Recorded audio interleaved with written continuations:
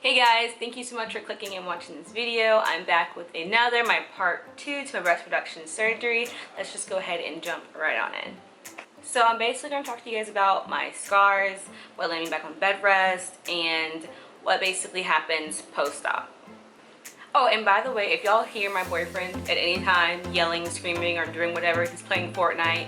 If you know what I'm talking about, you understand what I'm dealing with. So if y'all hear him, just disregard, okay? Disregard. So what landed me back on bed rest was basically not listening to the doctor. But it wasn't me. It was my boyfriend and my mom. They weren't listening. I was listening. Kind of. So basically what happened was, as your breasts start deswelling, is that a word? When you're... I don't know if that's a word.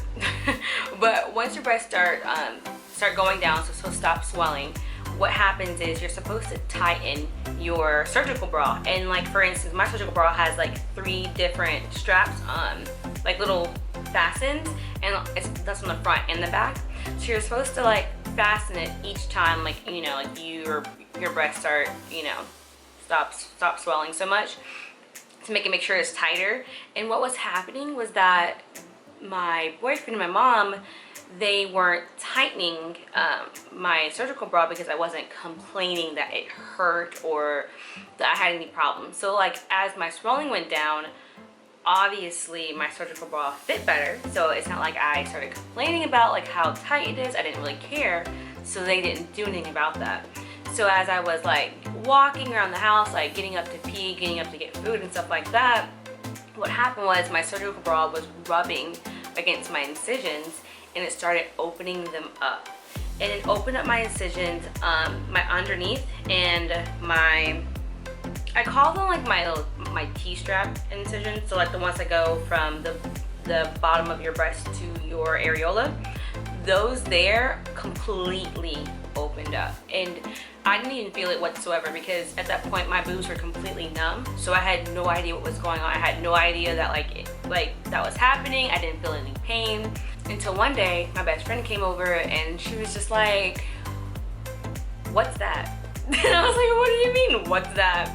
And she's just like, I think you need to go talk to your doctor. Like, that doesn't look right. Like, you're not supposed to have, it's not supposed to be open like that. And I was like, I guess. I mean, it doesn't hurt, so I don't see how like it's probably a problem. So by then, I went to my doctor's office about like 2 days later. So it actually got worse by then. And when he saw it, he was like, "Oh my God. Like, bitch. Like, really?" So my incisions at that point had basically opened up, and they were opened up on both boobs and underneath and up, like I said. So that caused a huge problem. So at that point, it was like before Christmas. So basically, if I didn't stay on bed rest, let them heal up. So once my doctor saw everything, he basically recommended me to take Neosporin, like, honestly, I think it was like 4 times a day. I had to basically rub that on my incisions where it opened up, but probably like 4 times a day. Whenever it basically got dry, I had to keep it moist at all times, basically. So I basically ended up like 4 to 5 times. And I had to wear like these little gauze pads. So basically what I would do is put the Neosporin on there, put a gauze pad, and then put on my surgical bra. That lasted for about 3 weeks. Honestly, it wasn't that bad of an experience just because, like I said, my breasts were numb, so I didn't feel any pain from it. But just looking at it, it was awful. And I'll definitely insert some clips so you guys can see it. They are a little graphic, so if you have, I would say, a weak stomach, I would probably close your eyes or something, or just get past it, because it definitely is very graphic and they look awful. I can tell you that now. They look horrendous after that happens. So moving on to scars, I would basically say if you are afraid of scars, are afraid of scarring, are afraid of like that, just your breasts not like scarring properly, if you're afraid of keloiding and all that stuff, I would honestly say that this might not be the surgery for you, just to be completely honest with you, because if scars is something that's going to go away, I would say a minimum of a year like later. They're not something that's going to go away like months later, anything like that. They're something that's going to stay there for a very long time. They're going to look really harsh, really harsh, and it's not something that's just like a quick fix. So for instance, my doctor, he recommended me to take, you know how this came in the box. He recommended me to take ScarGuard. I can do it a little bit. So what this basically is, it comes in a little bottle like this. It's like, it literally is $60 something for this little 1 fluid ounce little thing. $60. And you basically consistently need it. So what it is, this one's obviously empty because I've used it, but it's like this sticky gel. It kind of reminds you of nail polish, and what you're gonna do is basically paint that on your incisions. It's like, at first kind of like a liquid, and then it becomes like a peel away, basically, is the way that you would describe that. I felt that this did work very well for me. You could use vitamin E oil. I do use that now, but I do use this in conjunction with the vitamin E oil now to kind of like give the results a little bit more of a sped up process. Like I said, I am recovering still from those incisions opening up on top of regular scars that I'm also dealing with. So it's not the prettiest thing, but for instance, this is July and my surgery was back in December, and my incisions and my scars do look a lot better. They do. They're becoming more of a faint line, but guess what? So I deal with hyperpigmentation. I feel like most women of color may or may not deal with that. I feel like it's very common with women of color. So I deal with that on basically like my face. Obviously you can't see that because I'm wearing makeup. If you did check out my last video, it's my everyday makeup routine, you will see that I do suffer from hyperpigmentation as well as acne scars. So that's basically what happened with my breast as well. So I suffered from hyperpigmentation underneath basically the incision lines, which is like at the crease point, and up my little T-straps as well. A dark line formed on those, and my doctor, he prescribed me, so this is like something that you have to get from your doctor. So like for instance, my plastic surgeon, he had this at his facility to give to me. I didn't like go to like a pharmacy or anything. I bought it basically from him. It was also like $60 as well. So what it basically is, it's a bleaching cream. So it's called Zoe Medical by Zion Obaji.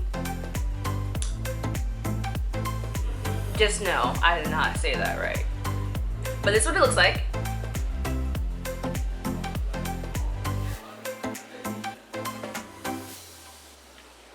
And it basically is a skin bleaching and correcting cream, and it has hydrocortisone,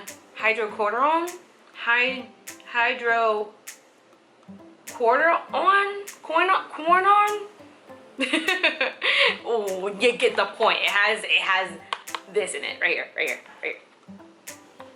Ooh, my nails. It has right there. That's what it has in it. The H word. You get the point. Hydrocortisone, whatever.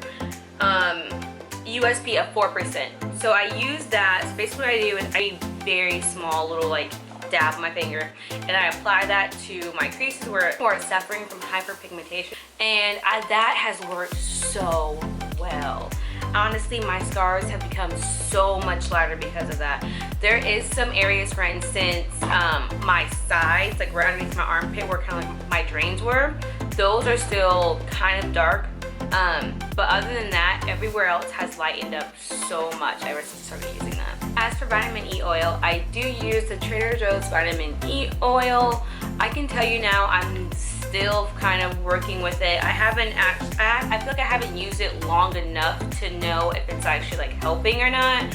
I was recommended this by someone who actually got a breast reduction, but like she basically got her implants taken out, and she said she used this and it worked very well. So I've been trying to incorporate that like with my scar gel, and I mean so far I feel like it's helping, but I'm not gonna lie, I honestly have like no opinion about it just yet. So basically, to like prevent that from happening to you, I would definitely say listen to your doctor, and when he says bed rest, stick to bed rest, okay? Like just do it. Just do it. I'm a type of person to where like you can't tell me to sit down. You can't tell me to sit in one spot for like 10 hours and expect me to like do it. I just like, no, I'll get my own food. I'll bring my own self to the bathroom. Like, I'm straight, I'm good. And since I wasn't in much pain, I was like, yeah, I'm fine. I'm out here, I'm grooving and stuff. And it's just like, no, lay your ass right there and don't do anything. And that probably would have helped the incisions not to open up, as well as just make sure that if you do have a surgical bra that has to be tightened, it has to be like fitted to your body once your boob stops swelling.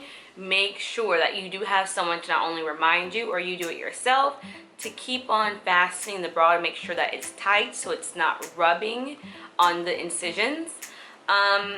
I would also say just be patient, because at the end of the day, scars aren't something that goes away easily. Like, people have scars for years. I have scars from when I was a child. So like, that's not something that, don't expect to be like a completely invisible line a year later. Like, it may not be, it really may not be. This surgery isn't supposed to be like a quick fixer-upper. Like, a breast augmentation is a lot quicker and the scars are normally minimal, but with breast reduction, it's a lot more invasive and it's a lot more technical. So you do have to be more patient when it comes to the recovery process.